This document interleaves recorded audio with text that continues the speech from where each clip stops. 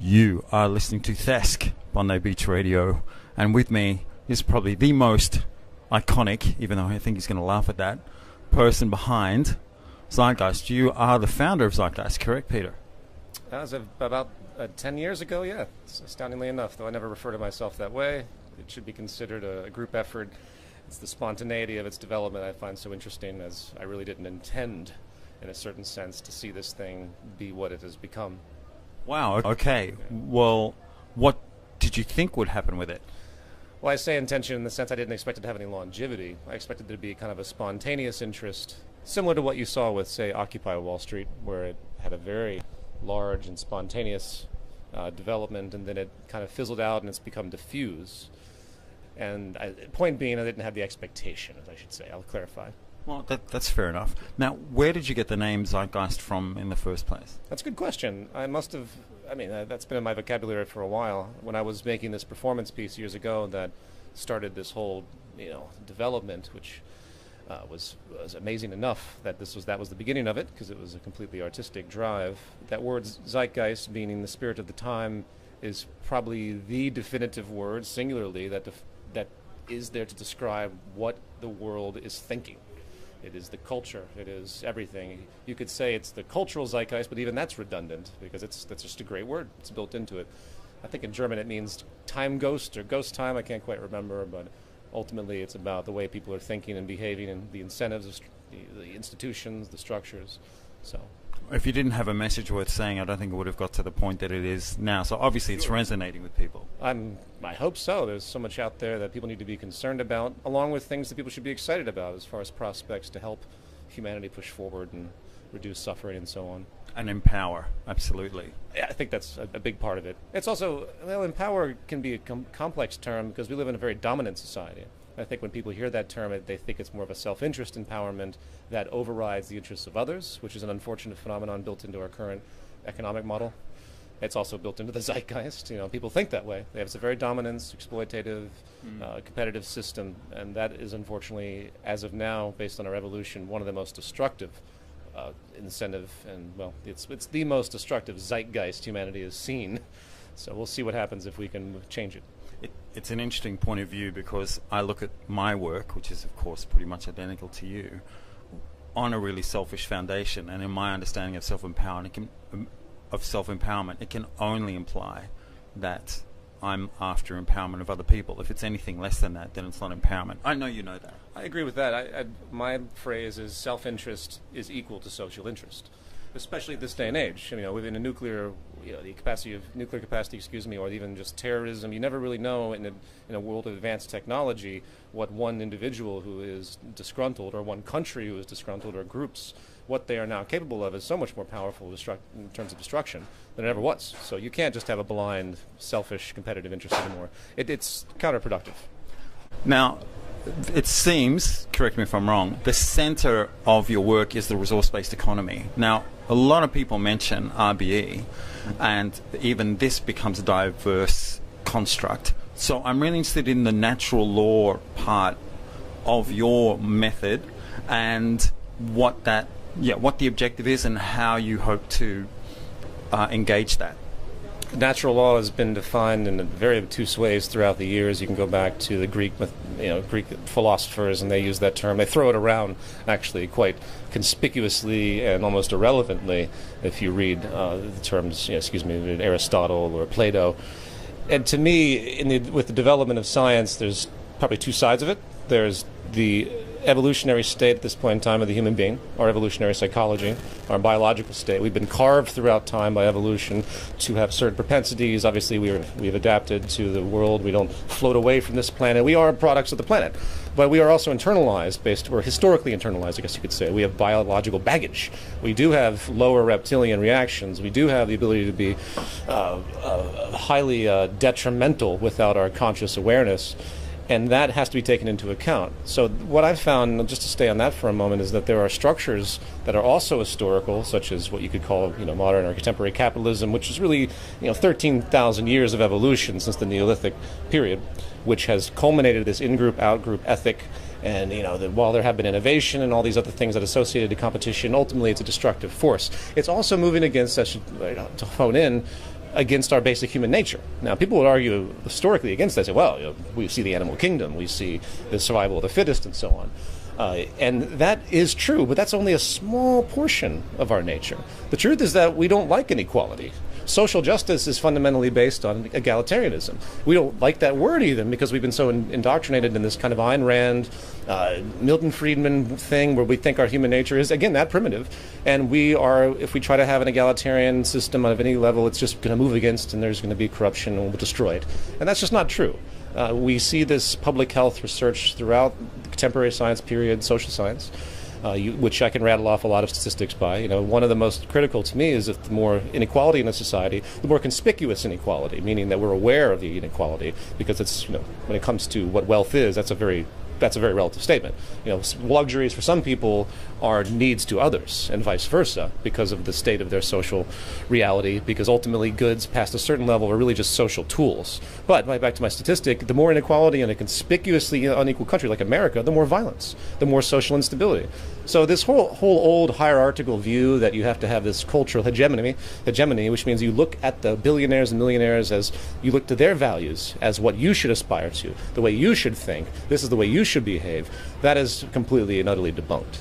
And that's been the long-standing disposition of, if you do research social theory, like social dominance theory, I speak about this in the recent book that I wrote, it's been thousands of years since the dawn of writing that people have generally assumed we have to have hierarchy. And of course they look to the primitive world of our other primate ancestors and they say, well, chimpanzees and so on, well, we see that, we mirror that, it must be natural law.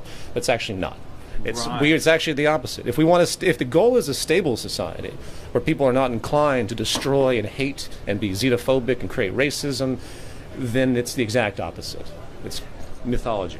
Now, I remember your equation that you wrote about how things can be kind of measured in how sustainable they are. I think that's what that equation is about. Well, if you're referring to that function that's Yes. in the Zeitgeist movement defined, where it takes in design and production, it's about efficiency. Okay, terrific. So the foundation of our society, just technically speaking, we won't even go into the social psychology part, you have to create efficiency in every step of production, distribution, recycling, and actually development and the creative development. What do people want? What do they need? See, in this society, not to change the subject, but you have a consumption-based society, which means that you can't have reduction of consumption or you're going to basically slow the economy down. There's no growth, and companies don't want that. Businesses, governments don't want that. They need jobs and all of that stuff. So the incentive structure is against sustainability. Efficiency, sustainability, and problem solving are ultimately the antithesis of what fuels our current system. Now, it wasn't always like that, and I could talk about the evolution. I'm going to talk about this tomorrow, by the way, and then a little bit. It wasn't, 100 years ago, we didn't have the ability to outproduce the way we do. So we weren't able to be so unsustainable. And that's a phenomenon that our mind hasn't wrapped around that. We are in this advanced state where automation and open source and all of these things create a level of efficiency that far exceeds what anyone's ever anticipated. I shouldn't have mentioned open source. Automation specifically, which creates the material abundance that we see in the Western world, that is on the back of absolute ecological catastrophe.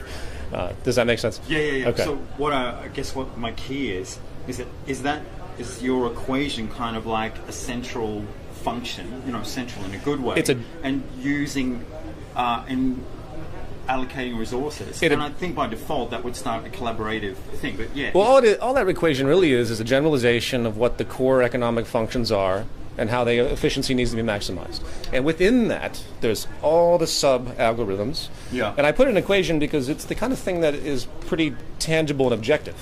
Now, we're not talking about human preferences. You're not talking about, that's a different subject. And well, it's not different, but it's separate from what it means to be sustainable.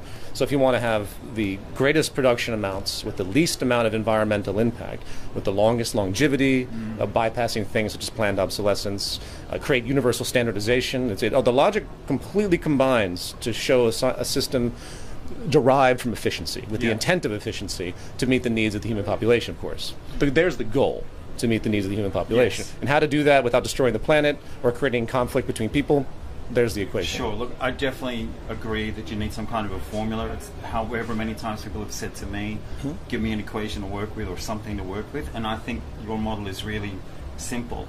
Yeah, I would it's may very equate simple. it a bit with a bit more the creative edge, because like you say, it's what people really want.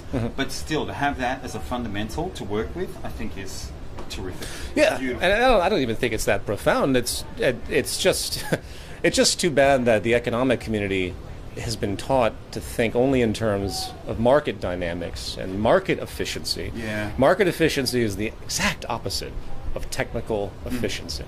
Look, it's built into the money model, which is perpetually driving scarcity and always putting into the context. Right. About Ayn Rand, I have to bring that up. Sure. I actually think the heroes in her book are the ones who are being technically and sustainably proficient. It's not the guys that are trying to take everybody else out. To her, they're the second handers. But anyway, that's how I...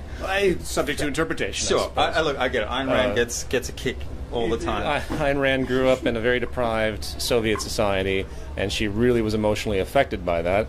And she made it her life's work to point out that her view of socialism, her interpretation of this collectivism, could only lead to destruction. And that goes against everything that contemporary science, both the natural world, natural law, and human nature has to point out. All the more conversation for the future when we have more discussions. Sure. Okay, how can people find out more about where to get information on your work and website, YouTube? You tell me. The Zeitgeist movement has its own organism, so I'm of course a part of it, but I don't take any type of hierarchical leadership role. You can find about the movement through the zeitgeistmovement.com, and we're actually revising a whole lot of stuff on the site and updating. There's also the Zeitgeist Movement to Find the book that I helped co-author. As far as my own stuff, I did recently release a book called The New Human Rights Movement, and that was actually published by a company out of the United States, and then just now got released. And that actually is, to me, a more simplified, I changed the vocabulary in this book than what you find, say, in the Zeitgeist Movement to Find or a lot of the Zeitgeist literature. So after 10 years, I realized that the real focus of this is activism. The awareness and education is there, but until people have the vocabulary and the context right, rather than, think, oh, it's just technology, or we're trying to be efficient, and then all that technical stuff that people get confused by or scared by because they think technocracy. There's all this baggage that relates to any kind of society that has some kind of technical foundation. Science, fear of scientists. That goes back to the 1930s. Yeah. Technocracy. It's unfortunate. The word technocrat is now a bad word. So what I did in this new book, which the New Human Rights Movement, you can my website peterjoseph.info, and there's all sorts of other things, the Zeitgeist movie and stuff like that. But if anyone wants to know what I'm about, and I'm not here to plug my book, but this took about really is a culmination of the past 10 years. And if they read it, you'll understand that this is really about our future coexistence. It's nothing more than that. And until we have a really galvanized activist community, all the environmental groups have to come together, all the social groups, all the xenophobic, anti-xenophobic groups, those that have been marginalized, the Aboriginals, Native American cultures, they need to all come together and realize that there's a structural problem. And that's what this book addresses. So I encourage people to look into that. Awesome. Yeah. It's really good to meet you. You're really down to earth. Well, thank you. Guy. No, that's okay. I'm being really honest. I've noticed everyone here is really chilled out, and you're really chilled out with them. It's a great thing to see. Thank you. I think in a lot of ways this is it's technically simple in mind. Once you absorb and you educate, it's not a hard thing for people to understand this train of thought. And that's the key word, train of thought. Yeah, and that's not a train of thought by a doctrine. You're just talking about empowerment. What's a train of thought to what it means to have a socially just, equitable, and ecologically stable society? That's my focus. Yeah, absolutely. Yeah, empowerment is built into I that. think, absolutely. Yeah, because without that and that autonomy, it just wouldn't work. Absolutely. Thank you very much, Yeah, Peter. yeah. It's a pleasure to meet you. Likewise. Take care. That is Desk with Peter Joseph, Bondi Beach Radio.